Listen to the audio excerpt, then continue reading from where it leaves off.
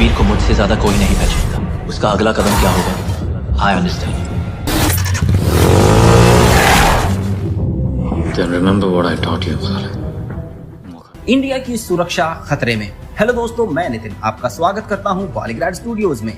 भारत की प्रधानमंत्री श्रीमती इंदिरा गांधी की हत्या के बाद आंतरिक सुरक्षा पर एक बड़ा प्रश्न चिन्ह लग गया था। अचानक उनकी मौत ने भारत को एक खतरनाक झटका दिया था, जिसके लिए भारत बिल्कुल भी तैयार नहीं था। इस कठिन परिस्थिति में शत्रु देश भारत पर घात लगाकर बैठे थे, एक नया हमला करने के लिए। नवंबर 1984 में पेरिस के एक कॉफी शॉप में बैठे रॉ एजेंट संजीव जिंदल को इसी बात की चिंता सता रही थी। कुछ दिन पहले ही उनके लंदन दौरे ने उनकी चिंता बढ़ा दी। उनकी परेशानी का कारण था लंदन में उनके द्वारा तैनात क्लर्कली, एक कोड नेम जो रॉ एजेंसी का था, उसके द्वारा दी गई रिपोर्ट थी। क्लर्कली का मुख्य काम था यूरोप में भारत विरोधी तत्वों, विशेष रूप से अब्दुल खान जैसे पाकिस्तानियों और आतंकवादियों पर नजर रखना और जिंदल को किसी भी साजिश की सूचना देना। इस बार जिंदल के पास आए रिपोर्ट्स के मुताबिक 1984 के मध्य से अब्दुल खान आईएसआई के उच्चाधिकारी, कुछ आतंकी संगठनों और कुछ स्थानीय भारतीय नेताओं के साथ बैठक पर बैठक कर रहा था और ये जो बैठकें लंदन में हो रही थी वही चिंता का कारण था और इस बात की पूरी गारंटी थी कि वो भारत पर आतंकी हमला करने की योजना बना रहे थे।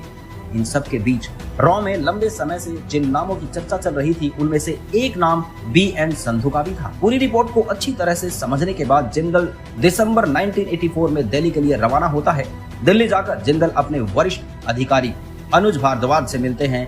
भारद्वाज से मुलाकात के दौरान इंदिरा गांधी की हत्या के बाद से उनके पास मौजूद सभी जानकारियां वो उन्हें देता है। भारद्वाज का ये भी मानना था कि हो सकता है कि इंदिरा गांधी की मौत से आईएसआई का कोई लेना देना ना हो, लेकिन रिपोर्ट में इस बात का जिक्र किया गया था कि देश आने वाले दिनों में एक अलग ही स्थिति से गुजर रहा है, इसीलिए शायद आईएसआई और आतंकी संगठन इसका फायदा उठा सकते हैं।